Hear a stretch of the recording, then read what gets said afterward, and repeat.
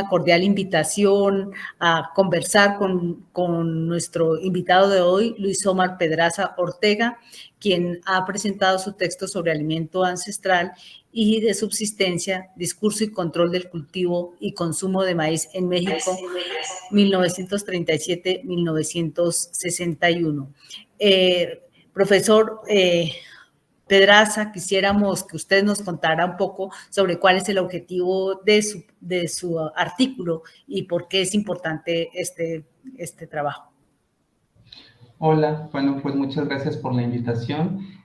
Pues a mí este artículo me gustó mucho porque yo siempre había querido trabajar la cuestión del maíz en México. Si bien yo pues soy especialista en la alimentación mexicana, sobre todo en el siglo XX, este artículo a mí me permitió pues como poder entrarle a la discusión historiográfica que se ha tenido sobre la cuestión del maíz. Pero aparte, bueno, yo soy historiador, pero también soy antropólogo. Entonces, pues le di este giro, ¿no? Cultural, que quise también como que quedara muy claro, porque el maíz en México, como sabemos, pues es, como dice el título, no es nuestro alimento ancestral, no es el grano ancestral, es, pues digamos que la base de nuestra alimentación.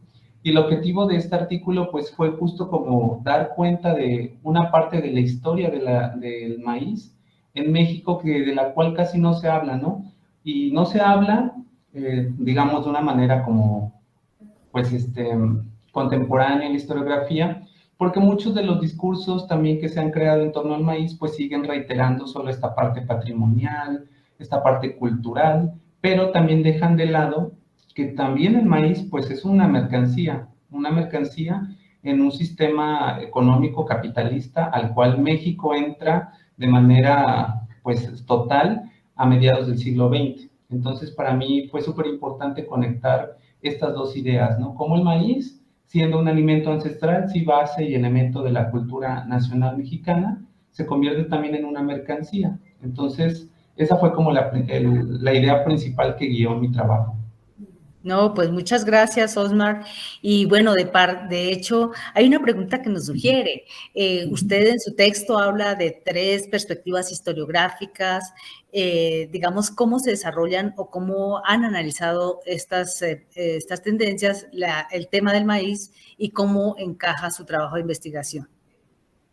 Sí, bien, pues yo lo que encontré en la investigación, en el balance historiográfico que hice fue que pues la alimentación sobre todo se ha tratado a través de 3 perspectivas. Una perspectiva es la del consumo, que está muy ligada a la historia económica, sobre la producción, ¿no? Y justo el consumo de ciertos alimentos. Y el maíz entra ahí, ¿no? Y en México sí tenemos ciertos pues trabajos clásicos, como el de Enrique Florescano, que hablan, ¿no? Justo de la producción del maíz en México durante la época colonial, el siglo XIX y la primera mitad del siglo XX. Y después también tenemos una historiografía que está más allegada a la cuestión cultural, como bien les decía, la historia cultural, en donde nos habla sobre el valor simbólico de la alimentación y su parte como primordial en la historia de la vida cotidiana para entender a las culturas y sociedades. Y por último está una historiografía que parte de la antropología, que también tiene un rasgo ahí que busca encontrar como el sentido que se le ha dado al maíz como un elemento identitario, como parte de la identidad mexicana. Y pues yo mi trabajo lo enmarco entre, digamos, una mezcla entre la primera historiografía, ¿no? Que habla sobre el consumo, y también un parte de esta última, de la antropología. Cómo es que el maíz, no solo siendo un grano pues que es producido de manera muy fuerte en México, también se vuelve pues un elemento identitario. Pero eso también, digamos que esa tradición que se inventa, porque ya sabemos que las tradiciones son inventadas, pues en realidad tiene que ver mucho con cuestiones de mercado y de consumo y de producción. Entonces, yo creo que hago ahí como una mezcla entre estas dos historiografías. No, pues muchas gracias.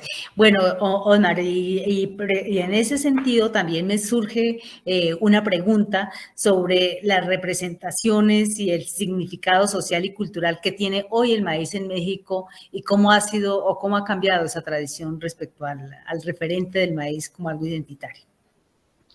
Pues el maíz sigue siendo muy importante para la cultura mexicana, ¿no? O sea, en parte en el discurso gubernamental y también en el discurso cultural que se nos enseña casi casi desde que nacemos, pues vemos el maíz en todos lados, ¿no? Nuestra cocina pues está basada en el maíz, las tortillas, tenemos a toda la gama de antojitos mexicanos y muchas de las comidas tienen maíz. Entonces, para nosotros el maíz es el grano pues mexicano por excelencia y así es como reiteramos y refrendamos nuestra identidad mexicana. Lo que sucede ahora es que muchas personas no saben, ¿no? Pues porque igual no tienen la formación o igual no tienen el interés, pero pues México ya no producimos el maíz total que consumimos y eso es algo muy, muy importante y es algo también que es como una emergencia porque hemos perdido desde 1970 la autosuficiencia alimentaria, ¿no? Entonces ya no estamos produciendo ni el maíz que estamos comiendo y que es parte de nuestro baluarte de la cocina mexicana y eso es muy delicado ahora, ¿no? Entonces yo creo que al menos quisiera que este trabajo también pues pudiera como contribuir a esa discusión de por qué es importante también buscar ciertas políticas públicas que ayuden a poder recuperar la autosuficiencia alimentaria, sobre todo en un momento de crisis agrícola que vivimos no solo en México, sino también en la región latinoamericana, ¿no? Entonces, sí es importante como entrarle a esa discusión de cómo es que hemos perdido esta autosuficiencia y qué podemos hacer. No, pues muy interesante esa última parte. Yo creo que es un problema de seguridad alimentaria a nivel latinoamericano y a nivel mundial. Y esta deficiencia, bueno, creo que es un llamado que, como lo dice Osmar, a toda la política internacional para pensar realmente en la alimentación de la población mundial y buscar estrategias para fomentar la producción ancestral, como nos lo ha planteado Osmar. Digamos que es un trabajo muy interesante que nos abre muchas aristas y muchas preguntas sobre el particular. Pero bueno, para ir cerrando, quisiéramos que nos hablara un poco sobre el aspecto metodológico de su trabajo, los alcances y las limitaciones. Pues este trabajo también surgió de un apartadito muy pequeño que tengo en mi tesis doctoral, que hablaba justo de cómo el Estado en esta época pues había hecho un control de la producción de ciertos alimentos y entre ellos era el maíz. Entonces, pues yo lo retomé repasando lo que había hecho en mi tesis y dije, bueno, aquí tengo como esta información que puede resultar, o sea, que puedo ampliar para poder como crear todo un artículo, lo pensé, que hable justo sobre el maíz y sobre ese cultivo y control que tenía el Estado mexicano.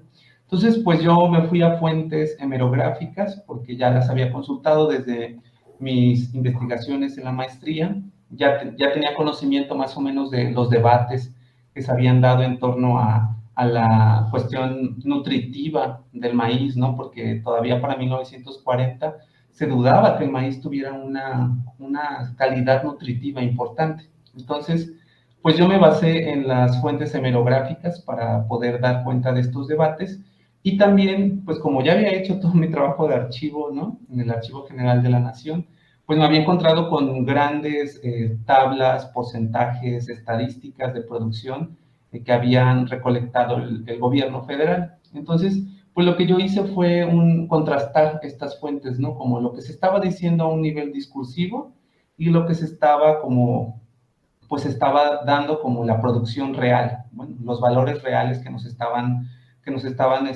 otorgando las secretarías de Agricultura, de Recursos Hidráulicos. Entonces yo lo que hice, pues fue comparar estas dos fuentes, ¿no? Y plantear un argumento central de decir, bueno, es que el Estado sí dio un impulso al consumo, al cultivo del maíz, porque también le convenía en el discurso nacionalista, pero también era parte para mover e impulsar la economía mexicana. Entonces, por ahí fue que empecé, ¿no? Contrastando estas fuentes. No, pues muy interesante. Bueno, Osmar, algo que usted quiera complementar e incluso invitar al auditorio, a la población a leer este texto tan importante.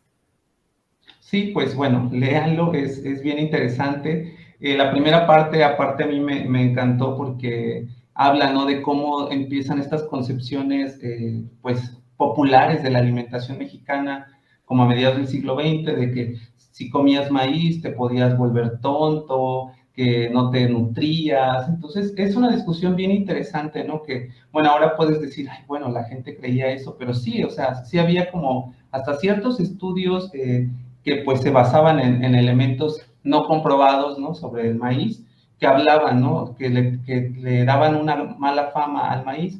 Y es bien interesante conocer cómo eso va cambiando y cómo el mismo Estado nacionalista empieza a tomar al maíz como un elemento distintivo de la identidad mexicana. Porque a veces pues uno celebra, ¿no? Y come sus antojitos y las tortillas bien ricas, ¿no? En los tacos, pero pues nunca nos preguntamos cuál es la historia de esos alimentos, ¿no? Porque justo son estos elementos que creemos son mundanos, cotidianos, que no le damos importancia, pero tienen todo un trasfondo cultural, económico, que es bien importante para darle sentido a nuestra realidad. Entonces, pues sí, yo los invito a que lean este artículo. Está hecho con mucho trabajo, con mucha dedicación, y se van a divertir y se van a antojar mucho. No, pues muchas gracias. Y además esa pregunta última que nos deja de cómo hay emporios económicos que empiezan a denigrar de los productos ancestrales y de los productos propios de las regiones para tratar de impulsar lo que ellos quieren desarrollar. Por lo tanto, el maíz, el queso, la leche y otros productos, la papa, se convierten en una amenaza, por lo cual empiezan a hacer, digamos, hacer campañas para no consumo de estos productos y consumir los que se consideran tienen un plus bueno. Sí, no tienen el sello de garantía industrial. Sí, entonces esto es una amenaza para la producción ancestral y tradicional. Bueno, pues muchas gracias, Osmar.